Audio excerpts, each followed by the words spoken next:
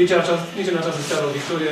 Ce a lipsit Gardului, domnul? Știți ce se întâmplă? Suntem sub presiune și situația noastră în clasament, punctele puține care le avem și adversarul, care este un adversar valoros, ne-a făcut în situațiile bune care le-am avut, că am avut câteva situații și momente bune, să fim oarecum precipitați. Și ori am greșit ținta, ori cam asta se întâmplă când ai clasamentul care te presează tot timpul. E greu să-i puneți pe picioare, să spunem așa? La asta lucrăm în sensul că încercăm să le oferim toată încrederea, să aibă încredere că atâta vreme cât sunt 21 de puncte și merg pe un drum, se antrenează bine, își creează câteva situații, ori să vină și goluri și sper să vină și punctele, poate să nu vină târziu, să vină la momentul potrivit ca să putem să evităm retrogradarea. În momentul de față, cum vedeți șansele Gardului?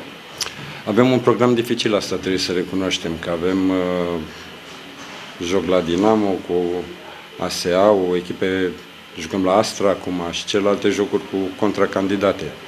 Toate sunt, până la urmă, un joc greu poate să devină mai ușor, totul depinde numai și numai de noi.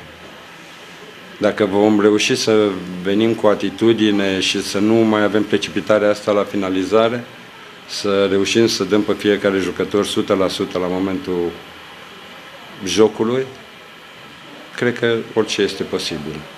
Considerați că problema principală este faza de atac sau? Nu, problema principală este situația noastră în clasament, faptul că am dat puține goluri până acum, vorbesc și de situația din tur și am acumulat foarte puține puncte și noi nu avem așa de multă maturitate în teren ca să zici că poți să treci peste un obstacol mai greu sau o echipă mai grea. Și atunci trebuie cu o atitudine bună, cu concentrare, cu zi de zi aceleași cuvinte, să aibă ei încredere, să nu fie speriați, că situația nu este una lejeră pentru orice fel de jucător. Vă întreb pentru că tocmai de asta nu vin golurile, nu vin punctele. Și din cauza asta vă întreb despre faza ofensivă. Da? Eu cred că, în special în prima repriză, am avut momente destul de bune. Acum am greșit de puțin, șuturile au fost destul de puternice, au fost câteva șuturi foarte bune, da? Precipitarea sau imprecizia în faza asta, acolo nu mai poate să te învețe nimeni. Intră 2 metri sau 20 de centimetri. Practic ne trebuie prea multe ocazii ca să înscriu un gol. Asta este, asta știți că cam așa este la noi. Noi dăm la 4-5 alții care sunt mai valoroși, dau la prima ocazie care au gen Steaua, cum au avut cu noi. Repriza a doua început, au făcut o diferență imediat. De câte puncte credeți că aveți nevoie ca să vă salvați?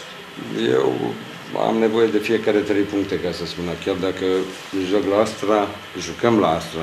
Eu am fost coleg cu Munteanu la Oțelul.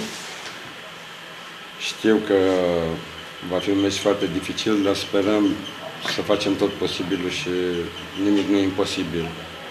V-a mulțumit jocul echipei de astăzi?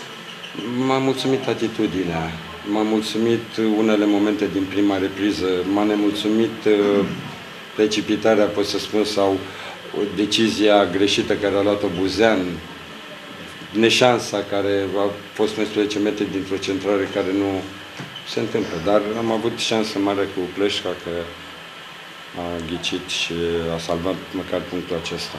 În prelungire a fost o situație... N-am văzut-o, nu pot comenta. Și... Ați avut puțin timp la dispoziție de când ați preluat echipa. Ce le-ați spus jucătorilor? Eu am fost secund aici, cunosc grupul de jucători, doar am încercat să le arăt că am multă încredere în ei și le-am cerut să fie concentrați și să vină cu atitudine, să-mi iasă de pe teren cu capul sus, că au făcut tot ce este posibil la jocul respectiv, la jocul de astăzi, ca să poată să obțină cele 3 puncte.